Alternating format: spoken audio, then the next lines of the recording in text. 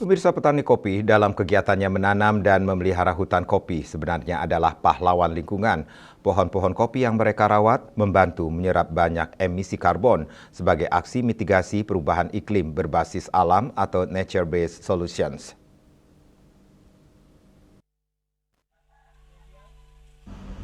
Founder Kop Kopi Foundation Reza Fabianus menegaskan bahwa membangun kesadaran atau lingkungan hijau dan ekonomi rendah karbon membutuhkan edukasi yang konsisten, terutama kepada kelompok tani dan generasi muda lewat komitmen yang kuat.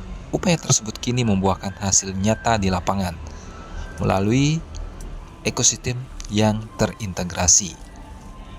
Dikatakan petani catur adalah pahlawan lingkungan karena kegiatan bertani kopi di hutan kopi diperkirakan bisa menyerap 5 juta CO2. Kebutuhan sehari-hari sebenarnya mereka itu pahlawan lingkungan karena kegiatan mereka itu sebenarnya di dalam hutan kopi bisa menyerap emisi karbon. Nah, kegiatan inilah Kop Kopi Foundation ini bahasanya menjadi agregator atau menjadi mungkin bahasanya ketua kelompok, karena nggak mungkin kan petani, ratusan petani itu kumpulin data, melakukan semuanya. Jadi kamilah yang mengumpulkan kegiatan petani lalu mendaftarkan kegiatan ini ke dalam platform SRNPPI tadi. Jadi kita ada target 24.000, 23.480 itu bisa menyerap sampai hampir 5 juta CO2 ya.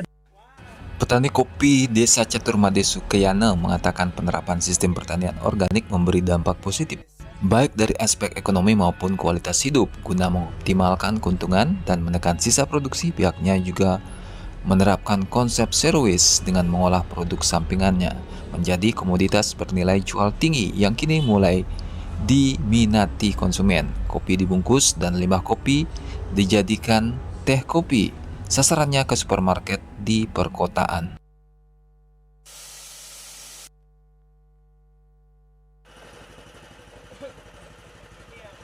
Kabojo diolah sendiri, jadi produk kami makanya istilah pertanian atau perkebunan kami Langit Bali from the soil to the cup. Jadi kami dari pembibitan, budidaya, pemeliharaan, kemudian panen, proses pasca panen, kami juga sangrai sendiri sampai olahannya jadi packaging seperti ini. Jadi selain kopi tadi, kami juga olah limbahnya atau kulitnya menjadi teh.